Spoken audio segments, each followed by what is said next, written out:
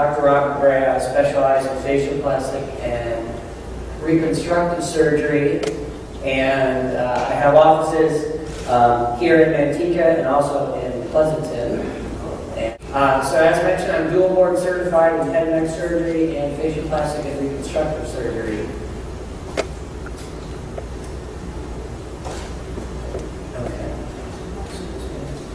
Okay. And the topics that we will review will be ranging from the non-surgical services, which include Botox, Restylane, fillers, permanent, laser treatments called IPL photofacials.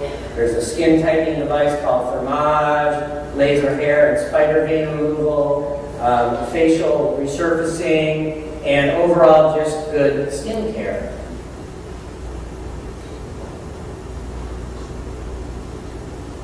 And as mentioned, I do surgery. So of course that encompasses everything from eyelid surgery, nose surgery, facelifts, liposuction, ear surgery, scar revision, mid-facelifts, endoscopic browlift, facial implants. So hopefully my background and training will tell you what works and what doesn't work.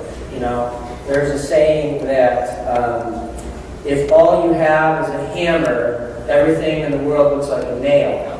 Well, I feel like I've got a full toolbox of choices, and hopefully I can impart some of that to you guys.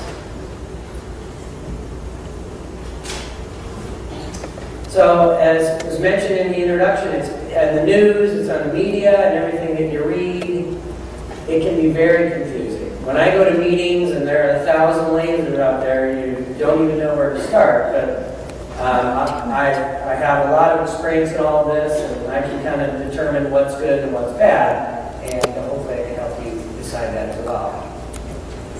So it's pretty straightforward how the aging process starts. Basically, in summary, it kind of just starts in the eyes.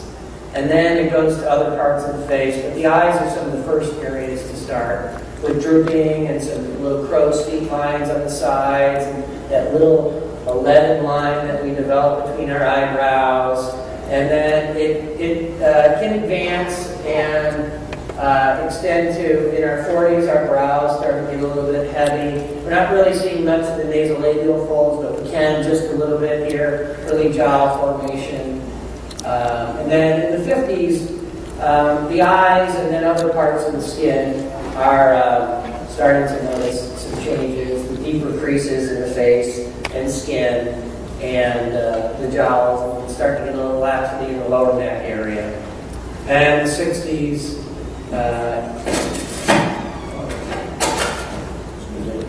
technical difficulties here, just increases that. So it's basically, think of gravity and think of everything kind of heading south. So we'll talk and review a little bit of the surgical services that we offer, and then non-surgical, and then hopefully I'll be able to differentiate the two. So obviously rhinoplasty is something that I do all the time. You've only got one nose. It sits right in the middle of your face. You can't cover it up with a shirt. You can't cover it up with glasses. It's right there for everyone to know. So that can attract a lot of attention if it's too big, too small, things like that. So that's a common procedure that I do. And try to advance that slide again. So I'll be showing you some examples of that. My goal, anytime I do any kind of facial rejuvenation surgery, is so no one will really notice. Okay, it all looks very natural. You just look refreshed. I have so many people that will come back after their procedures and say, no one noticed, but everyone complimented me on how well rested I look. What did I do? Lose 15 pounds? Am I starting to work out? You know, and it's just like a little secret. It's kind of a fun little secret. And I have examples on my website at mdlaserspa.com. Next slide, please. And next slide. And here is a gentleman, next slide, that came in. He had a pretty prominent tip and edge of the nose called the nasal dorsum, and he just wanted it to look a little artificial, and that's exactly what we did. It's a very natural looking nose. He still has a masculine look to him. And next slide. Chins. We don't really usually think about our chins, but our chins actually have a lot to do with the way our profile looks in our neckline. Some people with no chin, the chin blends into the neck and helps to draw attention to the neck, when really the problem might very well be the chin. And here are examples where you might think, oh, look at the differences in noses. No, really, those noses are all the same. They're just differences in the chin. And from very recessed on the right to less recessed on the left. And here's an example of a gentleman who, secret, a lot of the guys that wear goatees have small chins, except for me. But, and they'll just try to hide that to make it look a little bit more balanced. Facelift. There are whole different kinds of facelifts out there these days. There's short scarf facelifts, a whole bunch of different names. So just basically, if you think of it, forget about the name, there's a mini lift, and then there's a full facelift. And that really answers everything that you might want. A full facelift obviously takes a little bit longer, and it's for people who might be, late 50s, 60s, having a lot of changes in the neck and upper face. Then there's the mini lift, which is very simple to do. It takes an hour and a half to do. And it's more so where the neckline's fine, you're starting to get a little bit of laxity here in the mid-face.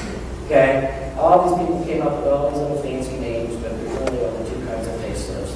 Mini lift and full facelift. But it can be very dramatic.